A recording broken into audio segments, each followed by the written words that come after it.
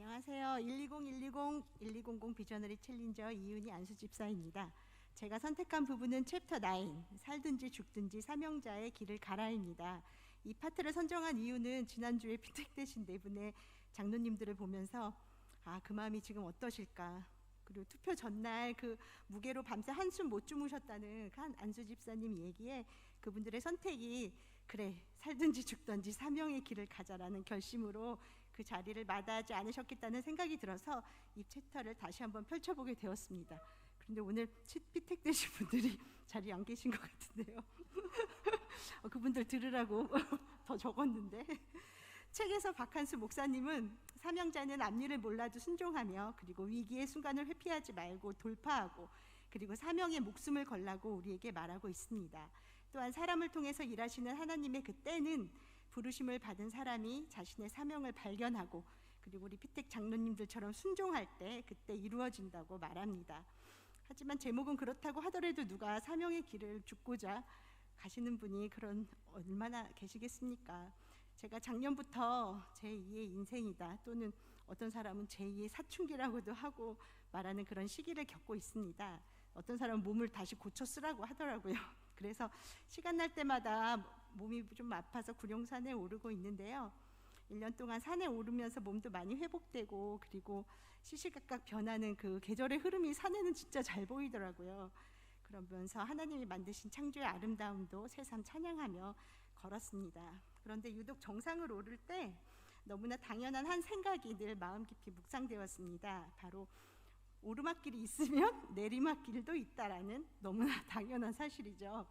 만약 산 정상으로 가는 길이 우리가 가야 하는 그런 사명의 길과 같은 곳이라면 힘들고 포기하고 싶은 그런 오르막길도 있지만, 내리막길이나 또는 쉼이 있는 그런 길, 평탄한 길도 있고 그 끝은 정상이구나, 그런 생각을 해봤습니다. 저를 비롯한 여기 계신 모든 분들이 다 오르막과 같은 그런 시험의 길도 마주하고 그러면서 사명의 길을 가고 계신다고 생각합니다. 하지만 우리에게 같은 곳을 바라보는 목적과 방향이 있고, 그리고 함께 가는 기도의 동역자들이 계시기에 오늘도 그 무게를 감당하고 있는 것 같습니다. 하지만 그 길엔 항상 힘들기만 있는 건 아니고, 그리고 우리가 지칠 땐 반드시 우리에게 주시는 주님의 공급함이 있다는 걸 서로 믿고 서로에게 힘을 주고, 그리고 격려해주며 함께 가는 2055년 저와 모든 예배자들 되시길 기도드립니다. 독서 간증은 여기까지고요. 사실 산에 오르면서 묵상을 엄청 많이 해요. 한 가지 생각만 하는 건 아니거든요. 근데 오늘 세 가지를 할까 하다가 그러면 목사님들 설교 따라하는 것 같아가지고 그냥 한 가지만 준비했습니다. 그리고 이리저리 피하다가 이제서 하게 됐는데요. 진짜 저도 나 하지 말아야지 하면서 도망 다녔는데 진짜 몇몇 분은 저보다 더 굳게 결심을 하고 계시더라고요. 그래서 이젠 더 이상 물러날 곳이 없으니 결심은 그만 풀고 다들 참여하셨으면 좋겠습니다. 그리고 제가 거절당해 보니까 그 마음이 은근히 상해요. 상하고, 그래서 제가 거절했던 몇 분께 진심으로 사과 말씀드리고요. 다음 챌린저 목부에서 난감하신 분은 저에게 다시 말씀하세요. 제가 산을 하루에 2번 오르면서라도 준비해 보겠습니다. 저의 이런 거절의 아픔을 이겨내게 해주신 분은 같이 소년부 교사로 사역하시고, 그리고 우리 성동교회에서 가장 믿음의 본이 되는 가정을 꾸리고 계신 분입니다. 개인적으로는 깊은 신앙의 동역자로 생각하고 있고요. 또 함께 달려가는 믿음의 경주자로 의지하고 그리고 애정하는 김기혁 권사님이십니다. 받아주셔서 감사합니다.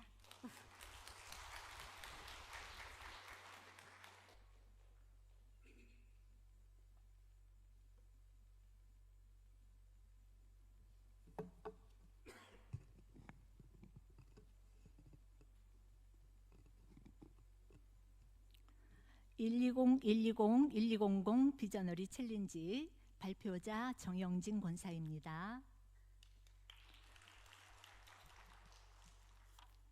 저는 현재 저의 영적인 상태의 문제점과 아울러 그 해결책까지 잘 제시해주고 있는 챕터 12 전쟁 중에는 잠들지 말라를 선택하였습니다. 그 줄거리는 다음과 같습니다. 인류의 역사는 전쟁의 역사입니다. 우리가 살아가면서 치르는 모든 것이 전쟁인데 우리 눈에 보이지 않는 영적 전쟁이야말로 진짜 전쟁이고 예수님도 이 땅에 전쟁하러 오셨습니다. 이 땅에는 잘 보이지 않고 별로 중요하게 여기지 않는데 아주 중요한 가치를 가진 것들이 있습니다. 그중 하나가 교회입니다. 교회는 내 생사를 걸 만한 가치가 있는 곳이요, 그 교회에서 생사를 건 영적 전쟁을 치러야 합니다. 먼저 전쟁 중에 절대 하면 안 되는 행동으로 분리되는 것, 훈련을 게을리하는 것, 잠드는 것을 들 수 있는데, 첫째, 전쟁할 때 분리되면 끝장납니다. 우리의 적 마귀는 분리를 조장하는 데 명수로 요한계시록 12장 9절에서 10절 말씀에 마귀는 우리를 분리시키기 위해 밤낮으로 참소했다고 합니다. 우리가 말로 참소하고 험담한다면 마귀의 손발이 되는 것입니다. 육체의 상처보다 영의 상처가 얼마나 큰지 모릅니다. 각별히 말을 조심하여 교회에서 말로 분란을 일으켜서는 안 됩니다. 둘째, 지금은 영적 전쟁 중입니다. 삶이 평화롭다고 훈련도 하지 않고 가만히 있으면 안 됩니다.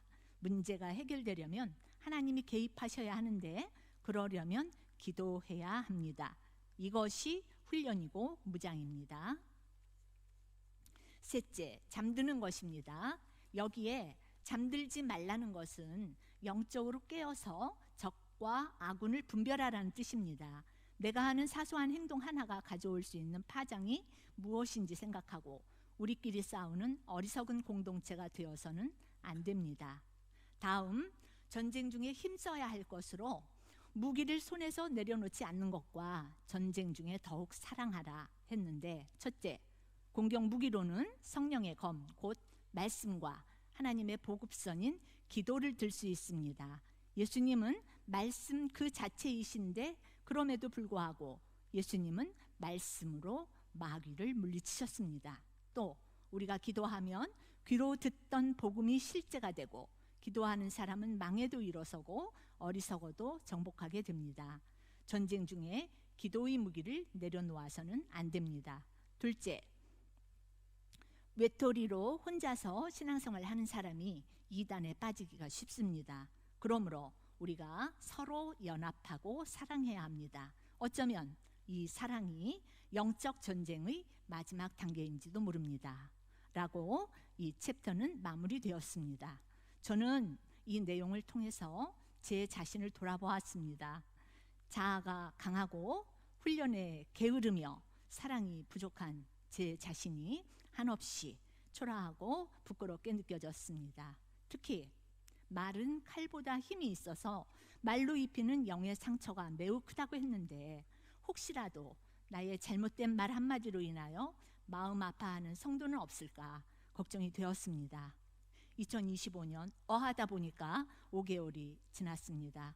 남은 시간 동안 마음을 다잡고 훈련에 힘쓰며 서로를 이해하려 노력하고 긍정적이고 하나 되는 말을 하며 사랑을 펼치면서 전진하는 저와 우리 모두가 되었으면 좋겠습니다. 저를 이어 비저너리 챌린지에 함께 하실 분은 언제나 아드님이 쓰러졌을 때도 그 자리를 지키신 순종의 여인, 그리고 제 믿음의 롤 모델이신 임선자 권사이십니다.